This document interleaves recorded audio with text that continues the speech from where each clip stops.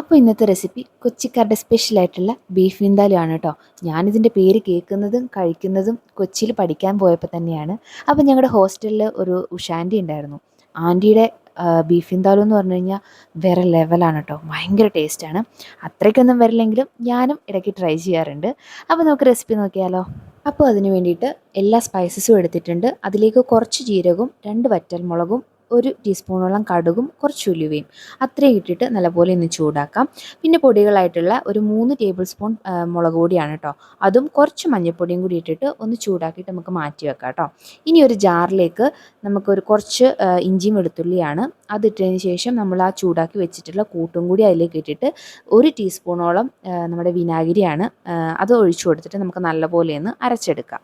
അപ്പോൾ നമുക്ക് അരച്ച് വെച്ചിരിക്കുന്ന കൂട്ട് ബീഫിലേക്ക് നല്ലപോലെ ഒന്ന് പുരട്ടി കൊടുക്കുക കേട്ടോ. അപ്പോൾ ആവശ്യത്തിന് ഉപ്പും കൂടി ഇട്ട് കൊടുക്കാൻ മറക്കണ്ട. ശേഷം നമുക്ക് അത് നല്ലപോലെ ഒന്ന് വേവിച്ചെടുക്കാം. അപ്പോൾ ഞാനിപ്പോൾ ആദ്യം ഒരു ടേബിൾ സ്പൂണോളം വിനാഗിരി ആയിരുന്നു ഒഴിച്ചു കൊടുത്തിരുന്നത്. അപ്പോൾ ഞാൻ ഓർത്ത് ഇനി വേവിച്ചതിന് ശേഷം നോക്കിയിട്ട് ബാക്കി വേണമെങ്കിൽ ഒഴിച്ചു കൊടുക്കാമെന്ന്. ഇതിന് പുളി അത്യാവശ്യം ഉണ്ടാവും കേട്ടോ. നമ്മളത് പിറ്റേ ദിവസം കഴിക്കുമ്പോഴായിരിക്കും കറക്റ്റ് അതിന് നല്ല ടേസ്റ്റ് ആവണേ. അപ്പോൾ ഈ പുളിയും എരിവും എല്ലാം കൂടി പിടിച്ചിട്ട് നല്ല ടേസ്റ്റാണ് കേട്ടോ. അപ്പോൾ അതാ വെന്ത് വന്നിട്ടുണ്ട്. ആ സമയത്ത് നമ്മളൊരു പാൻ വെച്ചിട്ട് അതിലേക്ക് കുറച്ച് വെളിച്ചെണ്ണ ഒഴിച്ചു കൊടുക്കുക. ശേഷം ഒരു 1.5 സവോളയാണ് കേട്ടോ. അത് നല്ലപോലെ ഒന്ന് വാടി വരുന്ന സമയത്ത് വേറെ പൊടികളൊന്നും ഇട്ടിട്ടില്ല, കുറച്ച് മുളക് പൊടി മാത്രം, അത് കാശ്മീരിയാണ് കേട്ടോ. അതും കൂടി ഇട്ടിട്ട് നല്ലപോലെ ഒന്ന് വാട്ടിയെടുത്തിട്ടുണ്ട്.